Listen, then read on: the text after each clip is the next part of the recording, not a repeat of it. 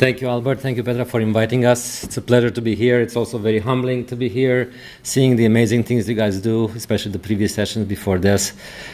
Saving lives is something that you actually do every day, which is, for us as engineers, is spectacular to see and also very, very impressive. So with that, thank you, Linda, for the simulation perspective that you did before us. We understand by simulation slightly different things, so perhaps we give a little bit of a tour of what we mean by that. So, transforming the patient experience through virtual human modeling, it's only the beginnings of of a long journey. We started about this about 6-7 years ago in various forms, and perhaps we'll give you a little bit of a preview of what we do. So, video games. I'm pretty sure your children or yourselves have played them before. Does this look realistic to you? Yes? No? Yes. From a distance, yes. What's wrong with it? Nothing's wrong with it. It's a good game in the end. So is this really, really realistic, to be honest? So we think that not quite. So we'll hopefully give you a little bit of a reason why going forward. So here are some simulations that we do in our company. So they have nothing to do with life sciences, as we label the kind of work that have to do with humans. But shows here on the left, starting from the top, a real can being crushed, a simulation, a physics-based simulation of a can being crushed. So yeah, okay, well, what's so impressive about it? Nothing really compared to what you guys are doing, but the amount of math and physics-based simulation that comes behind it and the computer science efforts all together, wrapped together in one nice package, is quite significant to deal with these very thin wall structures that buckle and they crumble and they crack and so on. Something that you probably understand better, safety related to automotive applications, cars crashing into walls and side poles and standard tests that the automotive industry require. How can we save money and speed up the process of product creation at OEMs by physics-based simulation? So one more time, math, physics, computer science, all wrapped together to basically make computer models that hopefully speed up things in terms of coming up new things. So some life science examples here at the bottom, a knee simulator. When people come with implants for meniscus replacement, for instance, they sometimes have to do 6 months long of trials of fatigue life. We can do this in a computer way faster than that, with hopefully trade-offs and designs being done in a variety of sense. So, does it look better than the previous image of the computer cars colliding together, what you see right now? Maybe, well, questionable. But again, we tell you here, they basically base decisions on how to design a car on this kind of simulation, as opposed to the previous simulations that you saw that are really very realistic looking, but not necessarily fully physics based. So without going into detail, I'm going to say at this point you're basically saying, well, this guy worked in the wrong conference here, showing all of these examples with cars and whatnot. So let's get into the life sciences a little bit. Realistic simulation. Science, a lot of science behind it.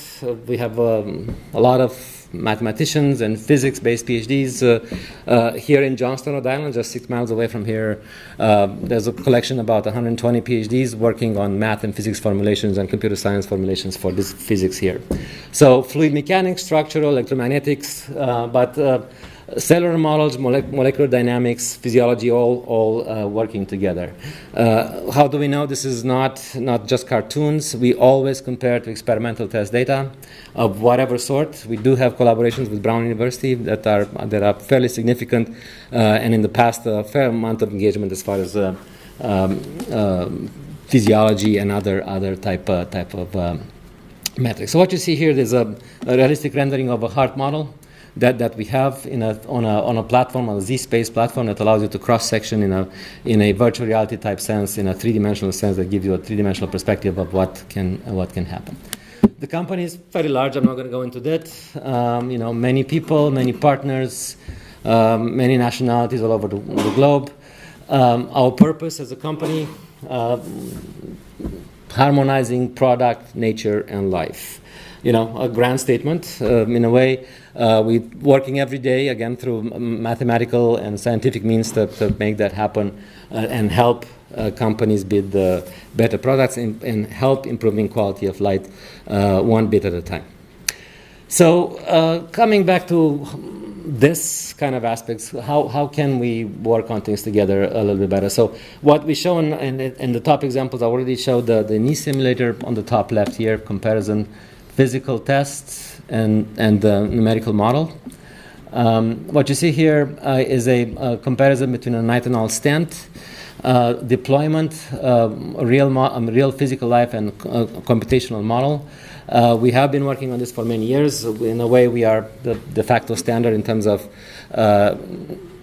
stent adoption and regulation as far as non-experimental work is concerned.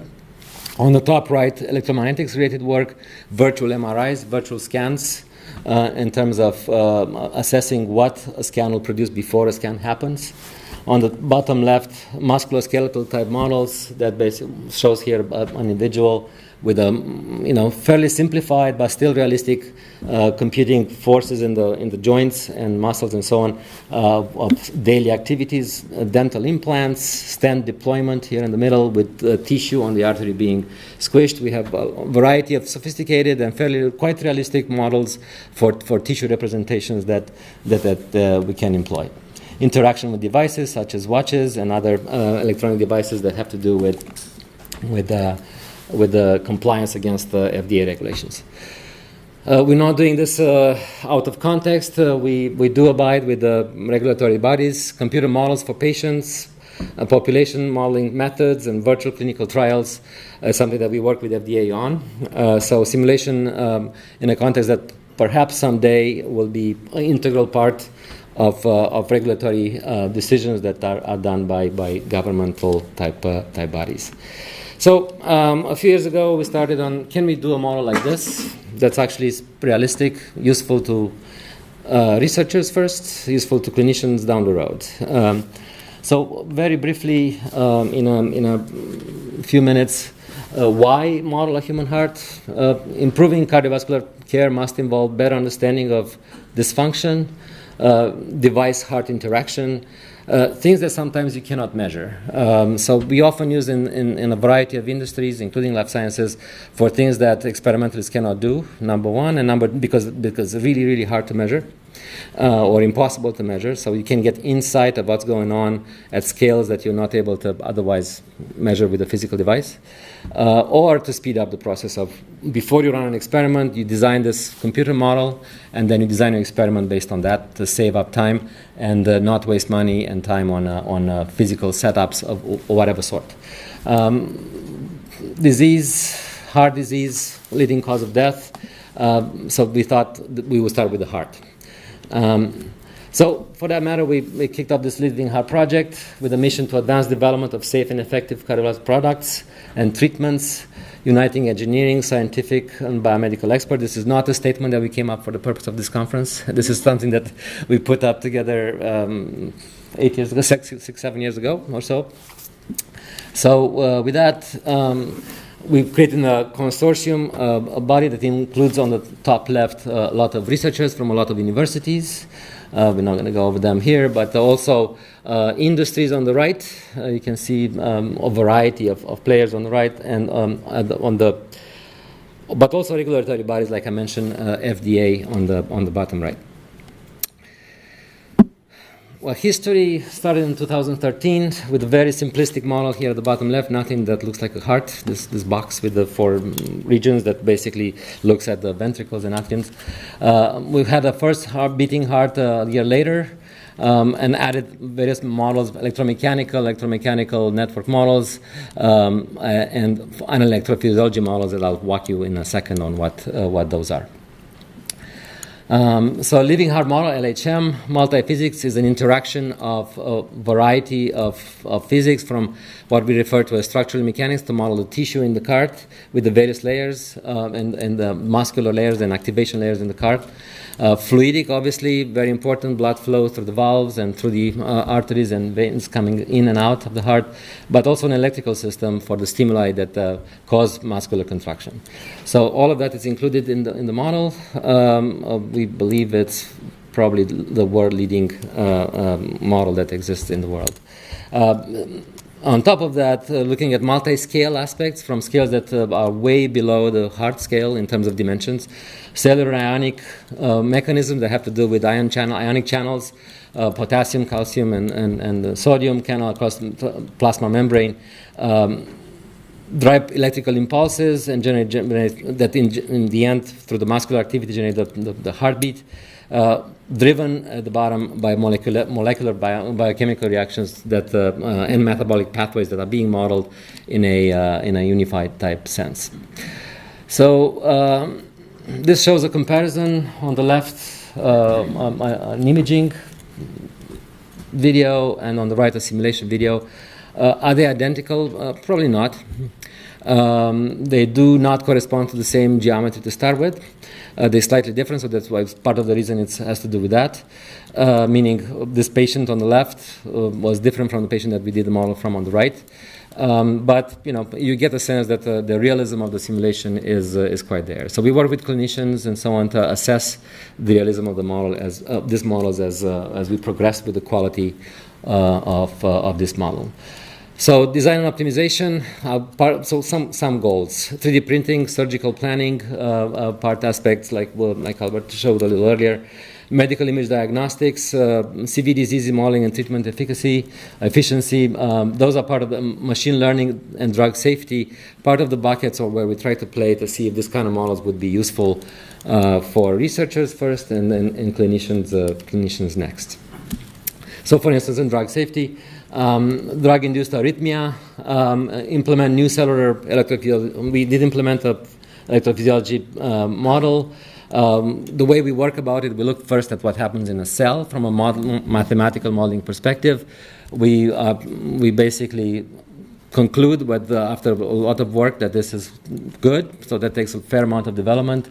Then we look at the whole heart and generate, in the end, virtual electrocardiograms to see if a model like this is truly realistic. So going from a cellular level, looking at Purkinje and ventricular type cells, transplasma membrane potentials modeling with a variety of equations behind that model, basically sodium, potassium, and calcium ionic channels to the plasma membrane in a set of coupled equations that are too numerous to basically show here. So we're not showing any math, but there's an incredible amount of math behind these models to basically realize applications like this. So looks like an artistic depiction. It's an artistic depiction of the model. So it's that confluence here that between art and science, like as was mentioned here several times a day, perhaps can be seen in that example. So step 2, verify the cell against a drug interaction. So basically increase the dose of a certain molecular definition of what the active ingredient of a drug is, and study how the electric potential transplasma membrane would differ, as shown here.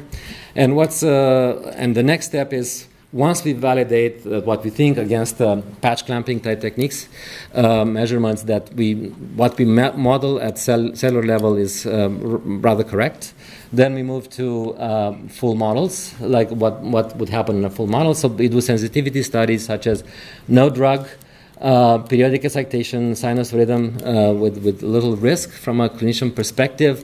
Again, we're not claiming that this is ready for clinician use at this stage, but we aiming towards that. Low concentration drug that will delay the action potentials, delay repolarization, periodic rhythm still, but some risk. Followed by, let's say, you increase the concentration of the drug, threshold concentration now, a little bit, definitely higher risk. There is an asynchronous excitation now as far as the Purkinje network is concerned in a whole system model with a high concentration, with chaotic excitation, ventricular fibrillation model by this by the Purkinje network as shown here. So, is it ready for clinician use? As I mentioned, probably not at this stage. We do have a lot of researchers experimenting with it right now as measured by the ecosystem. But the goal in the end is to generate a virtual EKG. We are doing this right now, so we are able to basically extract the equivalent of what would be an electrocardiogram out of this model. And what's the point of that? You can measure that fairly easily and fairly cost effective. The point would be to experiment first in a patient-specific heart model of what would be the effect of a drug, for instance, before an administration is happening. So I guess enough of the heart. We just wanted to give you a little bit of a history of what a successful project that we think we had for many years now. Now I turn it to my colleague Karl, who's going to talk about the brain. Great. Thank you, Victor. And thanks, everybody. It's been a pleasure for myself to sit through this morning and listen to all the exciting presentations, which was certainly inspiring. And just to give you a little bit of background, when we were approached, or we were given the offer by Dr. Klinger to come speak here, we were a little bit hesitant at first because one, we are engineers, we're not clinicians, and two, our dabbling in this area so far has been largely around the heart. So it's been mostly cardiovascular applications. But having said that, the brain is another or a second frontier in some sense for us. So we are getting increasingly serious about using these technologies in the brain. But as I'm sure you know, the heart lends itself to mechanical simulation because at the end of the day, it is a mechanical organ. Its purpose is to pump blood. So it fits very nicely into our wheelhouse coming from the engineering space. The brain's a lot more complicated. So some of the applications you see on this slide are kind of areas where you can still to some degree use engineering principles. So for instance, on the, why is this not playing?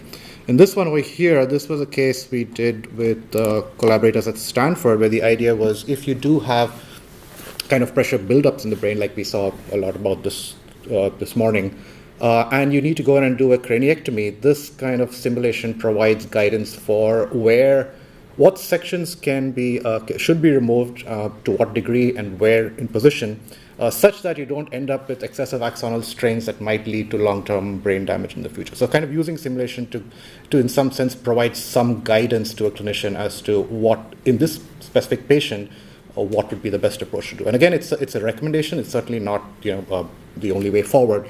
But these kinds of tools, like we heard before, are getting increasingly more incorporated into clinical practice, and we are working with our collaborators to do that. And the next two is what I'll spend more time on. So one of them is so I kind of chose these examples because the one on the left is mostly about structural or solid mechanics in some sense. The one in the middle on CSF is about fluid modeling, and then on the one on the right is about electrical simulations. They kind of represent these three different or what we like to consider three different physics, and so applications from kind of each of them. So in CSF flow modeling, this is something we've gotten introduced to fairly recently, so I don't have really too much to share with you, at least certainly not to the extent that you guys know about this area. It's very new to me. But one of the things we were approached to help one of our partners with was how do you improve the efficacy of intrathecal medication in general. And they told us about current usage or current technology in this place involves things like compartmental models where you break the spine and the spinal column in the brain into a set of kind of simplistic compartments, and then you assume flow moves in such manner depending on pressure differences from one to the other.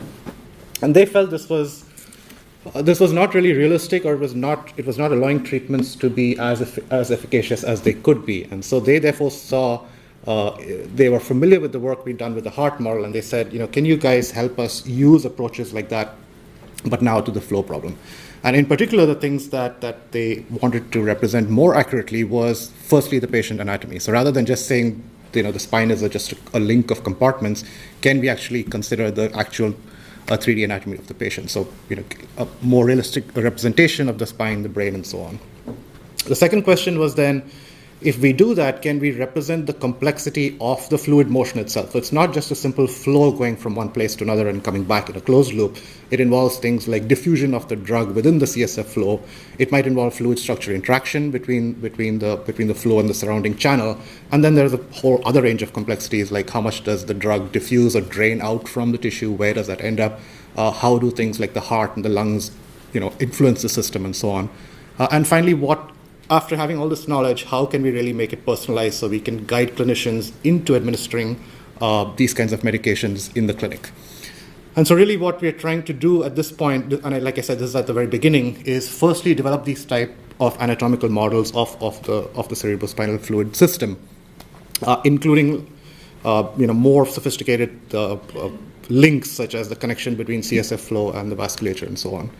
Once we have this in place and we have verified it to some degree, then we can start looking at things like parameter variance. So, for example, how do things like the location of the injection, the concentration of the drug, the properties of the tissue, and so on, influence the distribution in space and time of this drug over the CSF region? And finally, when we've gotten there and we're satisfied that what we have is a realistic representation of the procedure, then maybe we can start to think about, can we actually now develop tools that can maybe be deployed on the web in some manner that non-experts or people who don't need to know about simulation physics can still use them meaningfully. So that's kind of where we are in that domain.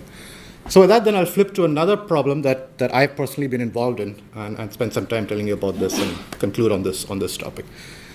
So this is really talking about neuromodulation, and I'm sure, as all of you know, there's various types of things that we mean by neuromodulation. All of these, in this case, involve some type of electrical stimulation of the brain for some specific purpose. The one we're going to look at today is what's called transcranial electrical stimulation. So it's a non-invasive procedure where they place electrodes on the head and pass low current densities in order to make something happen, and I'll tell you what that is in this case. So just as a bit of background, it's non-invasive, it's non-convulsive. The patient is conscious and experiences minimal discomfort during administration of the process. It comes in various flavors. It could be direct current, in which case it's DDCS. It could be alternating current, or it could be just random noise signals. The ones we've looked at using simulation have been the first two. And the idea here is basically to, in some way, excite or de-excite neuronal, basic neuronal function. In the sense that we don't trigger action potentials, we make sure that the excitation is always sub-threshold, but it still can have a stimulating effect on the patient. And in general, a rule of thumb is the longer you apply these currents, the longer the effect lasts, but that's not necessarily hard and fast. So why do it? So we've been working with a leading researcher, the National Institute of Mental Health and Neurosciences in India. And they really want to use these things to treat various conditions, such as shown here. It could be the neurological or could be psychiatric. Here you see some measures of metrics for measuring the efficacy of these treatments over time. Now, the one in particular we were looking at was schizophrenia, and there is a background to this because there's a very large undiagnosed and even untreated population of schizophrenics in India, because it is largely it's associated with some kind of social stigma, and very often these patients are not allowed outside the house, so they don't really even meet clinicians or physicians that don't get treated, and basically spend their entire lives kind of excluded from society in some way. And it's a very high percentage of people like that. So one way to improve, obviously, their lives is to try and find treatments that are not exceedingly expensive or don't require sophisticated high-end clinics and so on, which obviously are hard to come across in a developing country like India. So that's kind of the background why this institute was working on this problem. And the way to approach it, or one of the things they want to do, is to be able to use electrical stimulation to kind of stimulate the cortical regions of the brain. In general, these things are measured by something called the PAN scale. But really, it kind of breaks schizophrenic symptoms into what it calls positive, which include things like hyperactivity, hallucinations, and so on, and negative scale, which includes things like emotional withdrawal and low rapport and so on. And so the basic idea is you want to decrease the threshold potential in these areas that are hyperactive, and increase neural activity in areas that are negative. You kind of bring them back up, essentially. So that's the background behind it.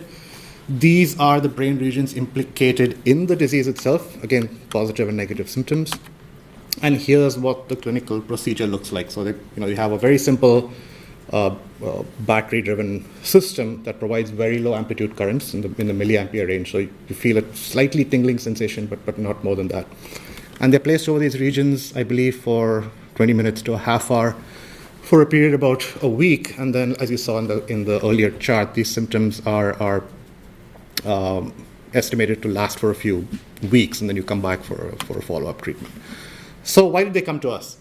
So again, just like the previous case, these guys were exposed to some of the work we'd done with the heart, and they really told us, what we do today is we kind of use a predefined criterion to basically place these electrodes on patients' heads. So we have no concept of this patient or that patient. There's no patient specificity in this at all. And even more seriously, maybe there's no rigorous way to evaluate what we're doing, right? At the end of the day, we administer kind of an interview with the patient and his family, and based on their responses, we say, okay, the treatment's working or it's not working. But it's a very unscientific, unrigorous method to do things. So maybe we can start bringing these kinds of tools in and at least improve it to some degree. So what the idea was, what can we do? One, we can use simulation on the patient-specific geometry to come up with a very accurate understanding of where electrical current is going to focus. So it could be patient-specific and it's quantifiable. And furthermore, it allows us then to play around with various montage parameters so that at the end of the day, that the clinician can use what's most effective for a specific patient. So we started off looking at two cases in particular. These are two patients, actual MRI-built models from them, of someone who responded favorably to the treatment on the left and someone who did not. And both of these suffered from auditory hallucinations, and both of them were administered exactly the same treatment as far as experimental procedures were concerned, and guidelines were followed and so on. But they ended up with different outcomes. Excuse me. So how do we go about building this? I think Professor Wu showed this earlier, so I won't bore you with all the details again. But essentially, we start off with MRI scans. We use segmentation. We build these kind of three-dimensional virtual models. Then we know the electrical properties of different types of brain tissue, and we apply where these electrodes are to be placed, all of this done on the computer virtually. Then we run a simulation to see how the current is going to be distributed.